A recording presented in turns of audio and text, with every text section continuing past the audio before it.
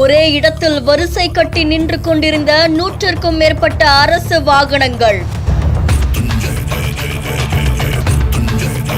முதல்வன் படபாணியில் பல அதிரடி முடிவுகளை எடுக்கும் இலங்கையின் புதிய அரசாங்கம்.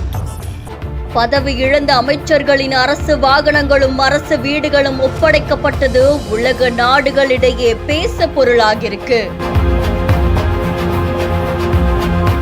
இலங்கையில நடந்த பல பரபரப்பு சம்பவங்களை தொடர்ந்து அதிபர் அனுரகுமார திசநாயக்க தலைமையிலான புதிய அரசாங்கம் அமைக்கப்பட்டதை தொடர்ந்து ஏற்கனவே இருந்த அமைச்சர்கள் பதவி இழந்த நிலையில அவங்களுடைய அரசு வாகனங்களை ஒப்படைச்சிருக்காங்க.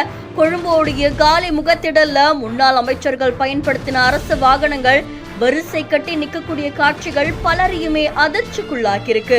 கிட்டத்தட்ட 100க்கும் மேற்பட்ட அரசு வாகனங்கள் அங்க நிறுத்தி வைக்கப்பட்டிருக்கு. முந்தைய காலங்கள்ல அமைச்சர்கள் பதவி இழக்கும் நிலை ஏற்பட்டா அவங்க பயன்படுத்தின வாகனங்களை ஒப்படைக்கணும். அது மட்டும் இல்லாம அரசு வீடுகளை காலி பண்றது மாதிரியான விஷயங்களுக்கு பல நாடுகள்லயுமே இப்படி ஒரு வழக்கம் இருக்கு அப்படின்றது குறிப்பிடத்தக்கது. அது மட்டும் இல்லாம இப்ப அமைக்கப்பட்டிருக்கக்கூடிய இந்த புதிய அரசாங்கம் பல்வேறு அதிரடி முடிவுகளை எடுத்துட்டு வரதாகவும் தெரிவிக்கப்பட்டிருக்கு.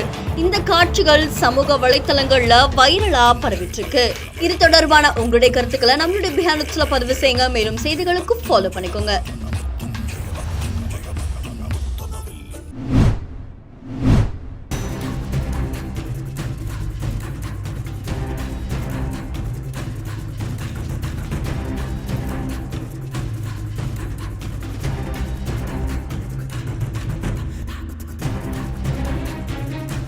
குண்டும் குழியுமாயிருக்கக்கூடிய சாலையில நூல் இழையில உயிர் தப்பிச்ச 2 நபர்கள். உயிர் பறிபோனாதான் சாலை சரி செய்யப்படுமா? பொதுமக்கள் ஆதங்கம். என்ன நடந்தது? விரிவா இந்த வீடியோல பார்க்கலாம். சென்னைக்கு அடுத்தபடியா தமிழகத்தில் இருக்கக்கூடிய மிகப்பெரிய ஒரு மாநகரம் கோவைதான். அது மட்டும் இல்லாம இப்போ கோவையில அதிக அளவுல பன்னாட்டு நிறுவனங்கள் வளர்ந்து வரக்கூடிய சூழல்ல வெளிமாநிலத்தை சேர்ந்த பல பேரும் இங்க பணிபுரியறதுக்காக வந்துட்டு இருக்காங்க. இந்த நிலையில தான் கோவையில இருக்கக்கூடிய சில சாலைகள் சேதமடைஞ்சு கிடக்கிறதா குற்றச்சாட்டு எழுந்திருக்கு.